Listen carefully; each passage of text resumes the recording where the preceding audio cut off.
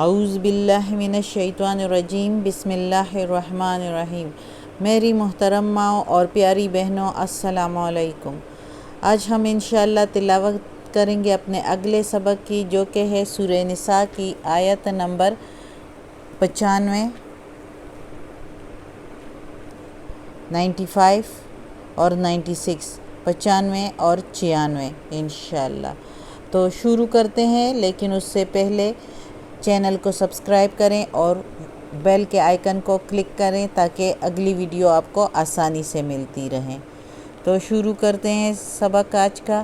اعوذ باللہ من الشیطان الرجیم، بسم اللہ الرحمن الرحیم۔ لا یستوی، لا نہیں، یستوی، یستوی برابر، لا یستوی القاعدون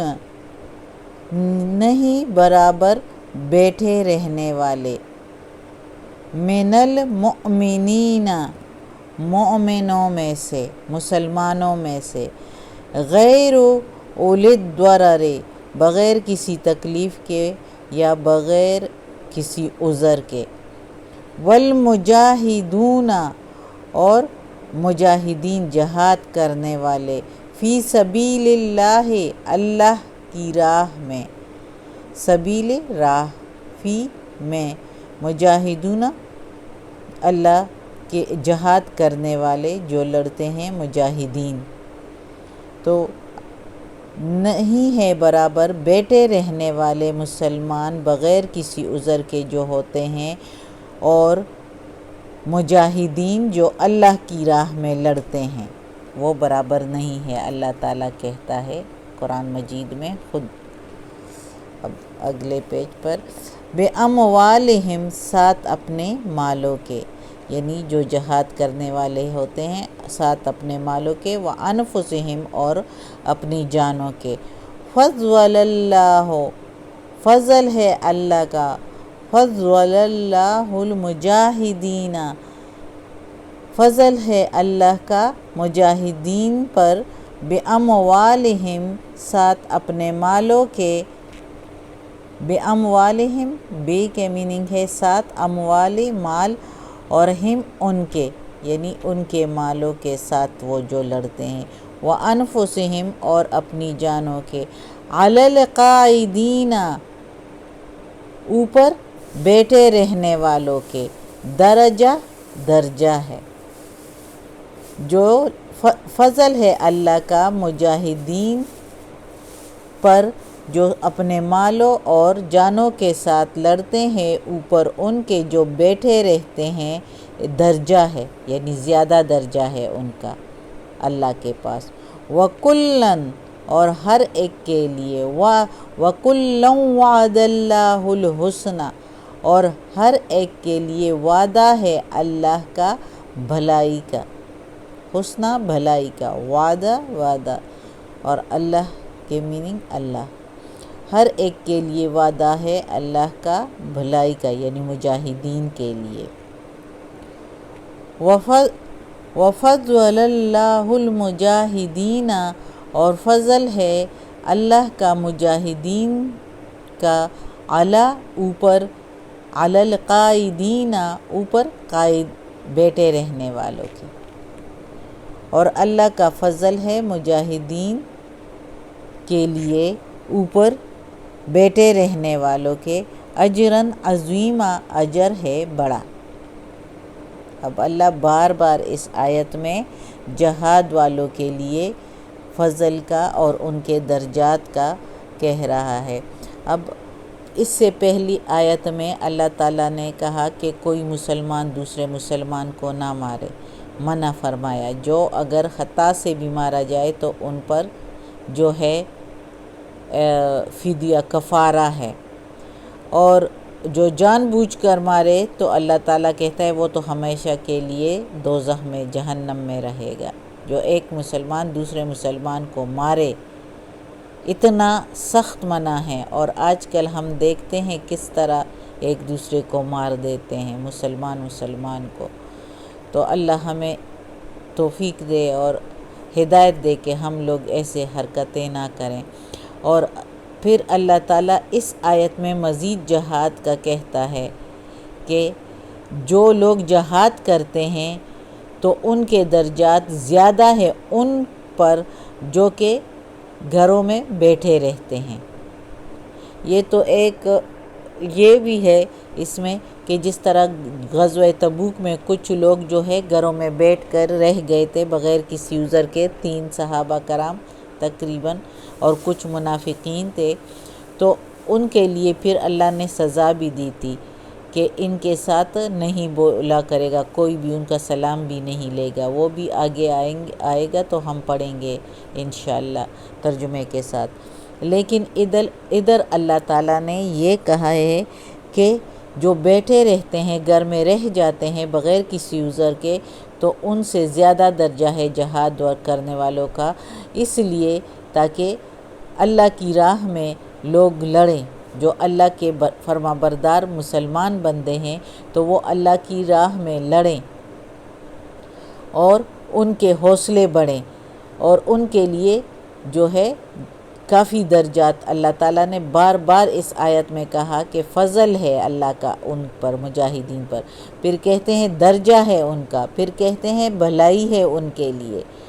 اور پھر دوبارہ اللہ تعالیٰ کہتا ہے کہ ان پر فضل ہے اللہ کا، بہت بڑا فضل ہے،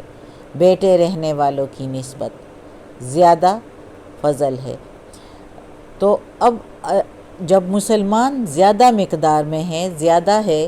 تو پھر اس میں سے کوئی جہاد کے لیے جاتے رہیں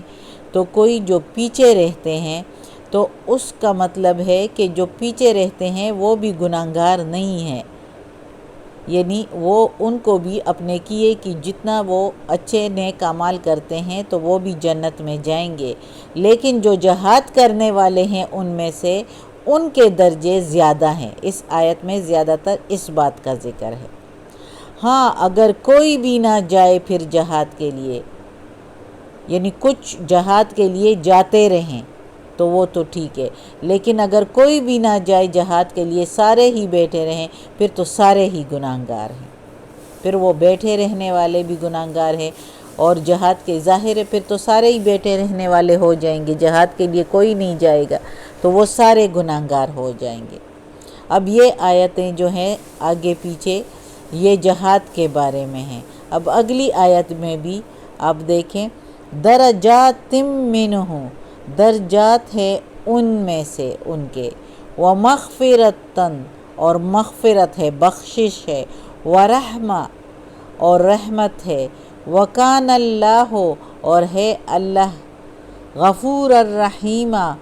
بخشنے والا مہربان۔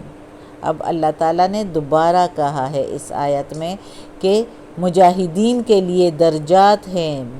جو جتنے دل سے اور محبت سے اور اللہ کی رضا کے لیے لڑے گا تو ان کے درجے بہت زیادہ ہیں، اور بیٹھے رہنے والوں کے اوپر تو ان کا بہت ہی بڑا درجہ ہے، اور ان کے لیے مغفرت ہے، اللہ کی طرف سے بخشش ہے، اور رحمت بھی ہے ان پر، دونوں جہان پر، دونوں جہان میں ان پر رحمت ہو جاتی ہے۔ ظاہر ہے جب وہ جہاد کر کے تو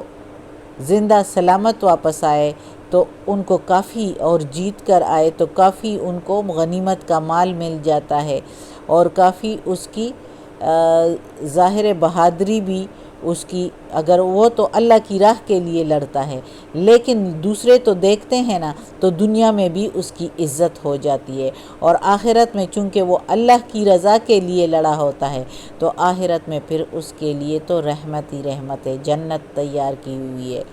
اللہ کے جنت کے جیسا تو کچھ بھی نہیں ہے، اور ادھر تو دل و دماغ بھی سکون میں رہتے ہیں، اور جو کچھ مانگتے ہو وہ بھی ملتا ہے۔ تو اللہ کہتا ہے